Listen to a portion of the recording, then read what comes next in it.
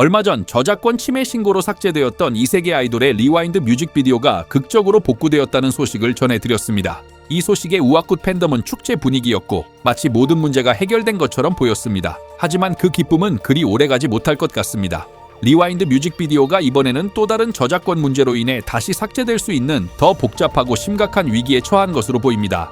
리와인드 뮤직비디오가 복구된 직후 팬덤은 새로운 서사가 시작됐다거나 뮤직비디오 순위가 역주행하고 있다며 축제 분위기 마냥 들떠 있었습니다. 하지만 그와 동시에 또 다른 논란이 제기되기 시작했습니다. 바로 리와인드 영상에 사용된 수많은 VR챗 맵들 중 펩시 트레인의 맵 외에도 수많은 다른 제작자들의 맵이 크레딧 표기 없이 무단으로 사용되었다는 의혹이었습니다. 이 의혹이 DC 인사이드를 중심으로 빠르게 확산되자 놀랍게도 리와인드 영상 설명란에 VR챗 맵이라는 항목이 추가되고 그 아래에 수십 개에 달하는 맵 제작자들의 이름이 뒤늦게 포함되었습니다. 이는 왁타버스 측이 펩시 트레인 외 다른 제작자들의 저작권을 누락했다는 사실을 사실상 인정한 셈입니다. 문제는 여기서부터 시작됩니다. 왁타버스 측의 이 뒤늦은 설명란 크레딧 추가 조치가 과연 모든 원작자들을 만족시킬 수 있을까요?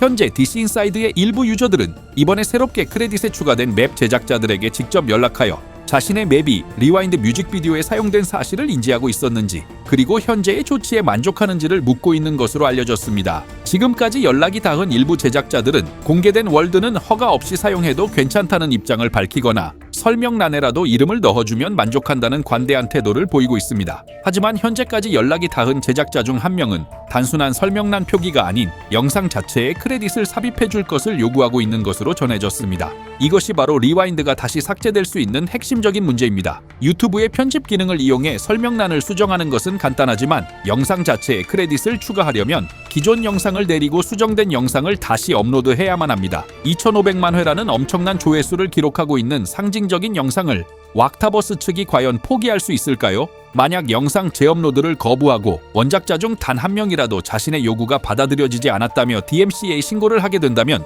리와인드 영상은 또다시 삭제될 수밖에 없습니다. 이번 사태에서 우리가 주목해야 할 또 다른 지점은 바로 저작권을 침해당한 원작자들의 대응 방식과 우아꽃 팬덤이 보여주는 DMCA 남용 행태의 극명한 대비입니다. 지금까지 연락이 닿은 리와인드 맵 제작자들은 자신들의 저작권이 명백히 침해당한 상황에서도 곧바로 DMCA 신고라는 극단적인 수단을 사용하지 않고 있습니다. 그들은 먼저 대화를 통해 자신들의 요구사항을 전달하고 합리적인 해결을 모색하는 성숙한 태도를 보이고 있죠. 하지만 우아꽃 팬덤은 어떻습니까? 그들은 자신들의 스트리머를 비판하는 기사나 유튜브 영상에 대해 사실관계나 법적 근거를 따지지도 않은 채 무분별하게 허위 DMCA 신고를 남발해왔습니다. 심지어 자신들이 저작권자도 아니면서 마치 권리자인 것처럼 행세하며 언론사의 기사를 내리려 했던 행위는 위법 행위이자 시스템 악용입니다.